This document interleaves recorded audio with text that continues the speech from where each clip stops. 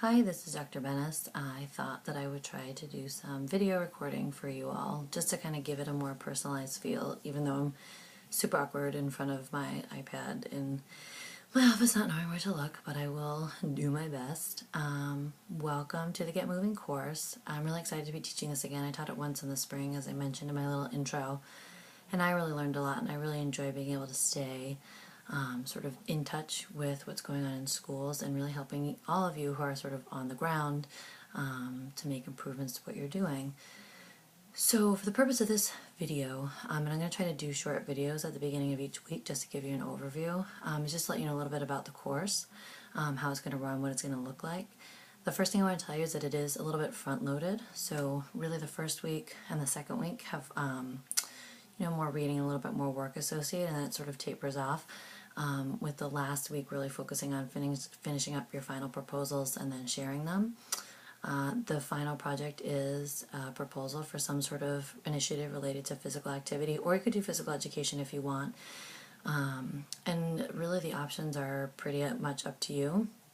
We're going to create a needs assessment that you're going to do for your school to help you kind of figure out which direction makes the most sense for you to go. But projects could range from an after-school running program to professional development for classroom teachers, maybe professional development for other physical educators in your district. It could be a before-school program. It really can be whatever you want, whatever makes sense for you in your school and your district. Basically everything that we do sort of works up to that. Week 1 is an intro, just looking at different things associated with physical activity. Week 2 is really focusing on the needs assessment and determining what your needs are. Week 3 involves you creating a rough draft of your proposal that your peers are going to review and give you some feedback on before you submit your final proposal. And then the 4th week is just submitting your final proposal. And hopefully we'll be able to do an online virtual classroom where you'll actually be able to present your proposals through a visual presentation, either PowerPoint or Prezi or something else that may be other technology that you'd like to use to share to the class. So that's pretty much it. I mean, the things that I wanted to let you know are, like I said, it is a little bit front-loaded. I've tried to cut back on some of the readings and work based on how I felt the class went in the spring. So I tried to kind of trim it down. I've tried to add some clarity. The only other thing I think I want to point out to you at this point is that you'll find in the content folder, which is on the left-hand side, is where you can click on the link in the left hand where all the rest of the sort of course links are. If you click on that, you'll see that I basically put everything in a week-by-week folder.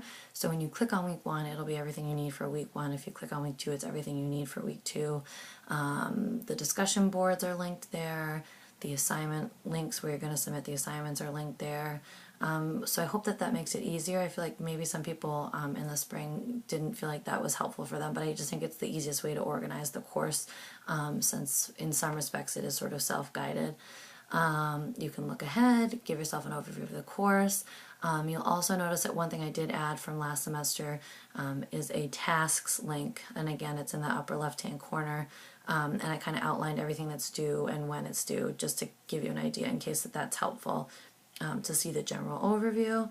And I think that's it. Again, I just sort of wanted to talk to you instead of just writing everything. It's sort of hard to get all the ideas down on paper, or online, I guess, for that matter. But I look forward to working with all of you. Again, I'm excited about this course. I try to check in online every single day. It might be at 2 o'clock in the morning. I don't know. I have 2 little ones, so sometimes that makes it challenging, but I will check in every day. I'll try to answer all your questions. And I really do, like I said in my intro, want you to feel like I can be a resource and support for you. So if there's anything I can do, even beyond this class, just let me know. I'm sorry, my computer is like flashing on and off, which is why my face gets lit up and then not. So anyway, welcome to the course. I'm really looking forward to working with you. Let's get moving.